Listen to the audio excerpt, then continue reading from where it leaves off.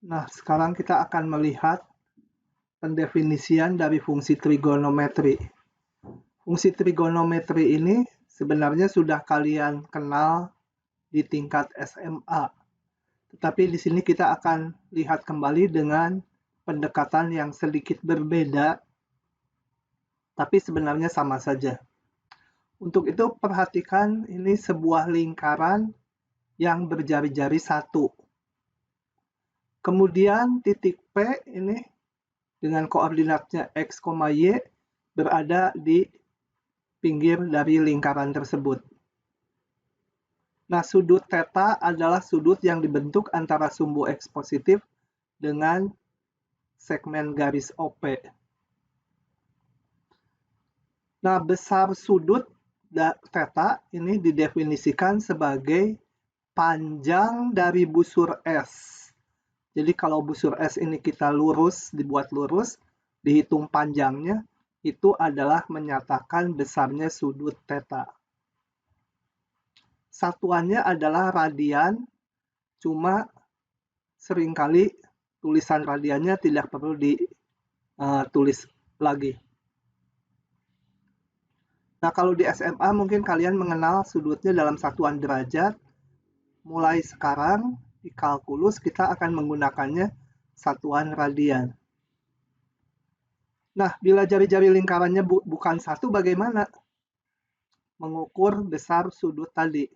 Yaitu besar sudutnya tinggal dibagi dengan jari-jarinya. Maka akan dihasilkan bilangan yang sama. Oke. Nah, kita lihat hubungan antara satuan radian dan derajat. Karena nanti ke belakang kita menggunakannya satuan radian, bukan derajat. Kita ketahui bahwa keliling sebuah lingkaran berjari-jari satu adalah 2pi. Sebenarnya 2pi R-nya 1 ya. Dan itu ekuivalen dengan sudut sebesar 360 derajat. Dengan demikian kita punya hubungan 1 derajat adalah 2pi dibagi 360 atau diperoleh ini. Sebaliknya 1 radian ini 2pi radian ya. 2pi radian itu sebesar 360 derajat. Jadi 1 radian adalah tinggal ini dibagi oleh 2pi. Dan bilangannya adalah sekian. Jadi 1 radian adalah sekian derajat. Yang kalau dihitung sekitar ini. Oke. Kemudian kita sepakati, dan ini berlaku umum di semua buku kalkulus, sudut itu dihitung positif bila arahnya berlawanan dengan putaran jam dari mulai sumbu X positif. Sedangkan dihitung negatif kalau dia searah putaran jarum jam. Nah, pada tabel ini diberikan daftar hubungan antara satuan derajat dengan satuan radian. Nah, selanjutnya kita lihat pendefinisian dari fungsi trigonometri. Jadi kembali perhatikan lingkaran jari-jari satu ini, dan ini titik P berada di pinggir lingkaran, sudut yang dibentuk antara sumbu X positif dengan OP kita sebut theta.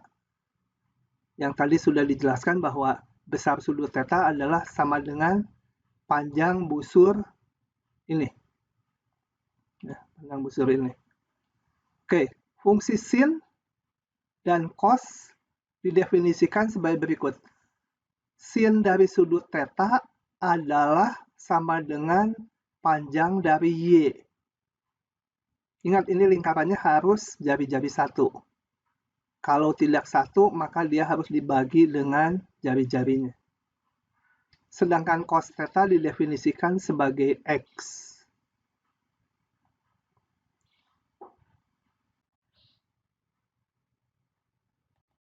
Nah, visualisasi grafik dari kedua fungsi di atas dapat diamati melalui tayangan berikut. Nah, kita perhatikan gambar berikut. Ini di sini di sebelah kiri digambarkan kembali lingkaran berjari-jari satu. Nah, warna merah dan biru ini mengartikan apa? Coba kita lihat. Di gambar yang sebelah kanan ini, sumbu horizontal itu menyatakan besarnya sudut, sedangkan sudut yang sumbu vertikal menyatakan nilai dari sin theta. Coba perhatikan, kalau sudut theta-nya sebesar ini, berarti besarnya theta adalah panjang busur yang merah. Nah, ini kita gambarkan di sini. Panjang busur yang merah, panjang segmen garis merah ini sama dengan panjang busur ini.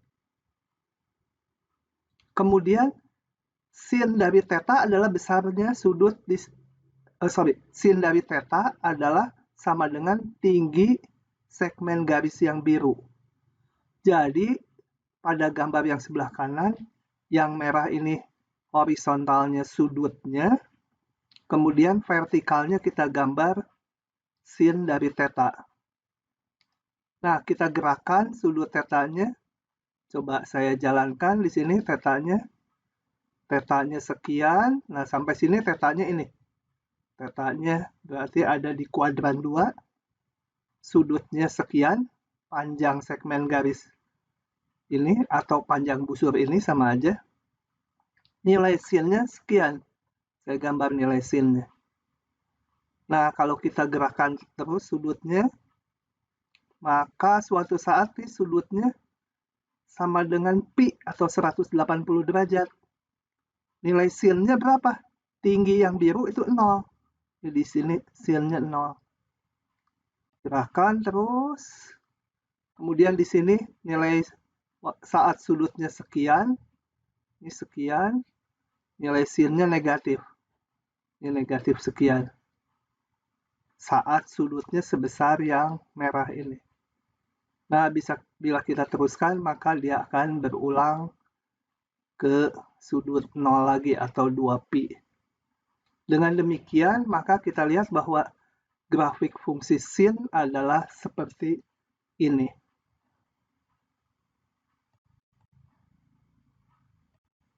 Oke, untuk melihat bagaimana grafik fungsi cos, kalian dapat mengklik hyperlink ini, nanti akan digambarkan seperti tadi. Nah, nilai terkecil dari kedua fungsi ini jelas bahwa tadi sin itu y-nya, cos itu x-nya, maka y ini paling tinggi adalah di sini 1, atau paling kecil min 1. Demikian juga cos paling besar ini, absisnya paling besar 1, paling kecil minus 1. Dengan demikian kita peroleh darah definisi fungsi sin ataupun cos adalah seluruh bilangan real, karena ini sudut ini bisa berulang terus, muter terus, atau kalau arahnya ke sini sudutnya negatif. Jadi theta-nya dari min tak hingga sampai tak hingga, daerah nilainya min 1 sampai 1. Oke, dengan visualisasi ini menjadi jelas gitu ya. Mengapa sin dan cos selalu antara min 1, 1. Kemudian kita lihat, kalau sudut theta dan sudut theta 2pi, theta ditambah 2pi, kita lihat bahwa itu adalah sudut yang sama. Bukan sama, posisinya sama. Tentu saja sudutnya berbeda sebesar 2pi. Tetapi nilai sin-nya akan sama. Jadi kalau ini theta, saya putar sebanyak 360 derajat atau 2pi, balik lagi dia. Sehingga kita peroleh hubungan ini. Sin dari theta ditambah 2pi sama dengan nilai sin theta. Demikian juga yang cos. Jadi fungsi sin dan cos itu periodik dengan periode 2pi. Nah, ini adalah tabel yang menyatakan nilai sin dan cos untuk beberapa sudut istimewa. Selanjutnya kita akan lihat beberapa sifat lebih lanjut dari fungsi sin dan cos. Coba kita lihat kembali. Nah, perhatikan kembali gambar lingkaran berjari-jari satu. Di sini saya gambarkan ini sudut theta, sedangkan ini dari sumbu X ke bawah ini sudut min theta, besarnya sama tapi ini negatif ya. Kita lihat sin theta adalah tadi ini ordinatnya yaitu Y. Kalau sin min theta, ini sudutnya min theta, maka nilainya sekian, negatif dia ya. Kita lihat ini panjangnya Y dengan yang min Y, panjangnya sama, cuma tandanya berlawanan. Dengan demikian, saya punya hubungan sin dari theta, ini sama, sorry, terbalik.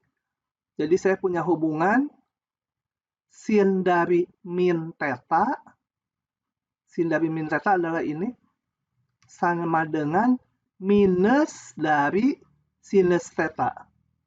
Sorry, ini kurang tanda minus. Jadi sin dari sudut min theta itu sama dengan minus dari sin theta. Jadi dia fungsi ganjil atau gasal. Yang cos bagaimana? Coba kita lihat. Ini sudutnya theta, nilai cosnya adalah ini sebesar X yang merah ini.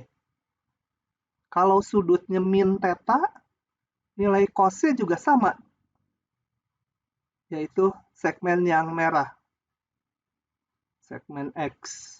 Dengan demikian saya punya hubungan cos dari min theta sama dengan cos dari theta, atau dia fungsi genap. Kemudian saya punya hubungan juga, coba perhatikan sudut theta, ini bentuknya segitiga siku-siku, saya punya hubungan X kuadrat ditambah Y kuadrat sama dengan 1 dari Pythagoras ya. Dengan demikian ini kita lihat bahwa X itu cos kuadrat ditambah sin kuadrat sama dengan 1. Jadi kita punya rumus identitas ini. Nah, grafiknya tadi sudah diperlihatkan diperoleh dari mana waktu di halaman sebelumnya. Nah, selanjutnya kita akan melihat fungsi trigonometri yang lain. Dari fungsi sin dan cos itu kita kombinasikan membentuk fungsi-fungsi trigonometri yang lain, yaitu fungsi tangen, itu adalah sin dibagi cos. Bagaimana grafiknya? Itu bisa dilihat dengan mengklik hyperlink ini. Kemudian cos dibagi sin itu kotangen, sekan itu 1 per cos, kosekan itu 1 per sin. Daerah definisi dan daerah nilainya kalian bisa evaluasi sendiri. Karena yang sin dan cos sudah tahu. Nah, ini diberikan grafik dari fungsi-fungsi trigonometri yang lain ini. Nanti untuk ke belakangnya yang harus ingat dengan cepat adalah grafik fungsi sin, cos, dan tangen ya. Itu 3 harus diingat dengan cepat. Nah, selanjutnya di sini saya tampilkan rumus-rumus identitas dari fungsi trigonometri. Nah, ini rumus-rumusnya udah kalian kenal, bahkan rasanya sudah dibuktikan di tingkat SMA. Jadi saya nggak akan membuktikan satu persatu lagi. Ini kenapa ada 2 warna, tolong yang biru itu harus kalian kenali dengan cepat. Jadi harus hafal dengan cepat. Karena ini banyak dipakai di soal-soal, tetapi jangan dihafalkan seperti menghafal puisi. Ini caranya kalian nanti mengerjakan soal-soal tutorial memerlukan ini. Kalian tengok, lama-lama meresap sendiri. Baik, itu adalah mengenai fungsi trigonometri.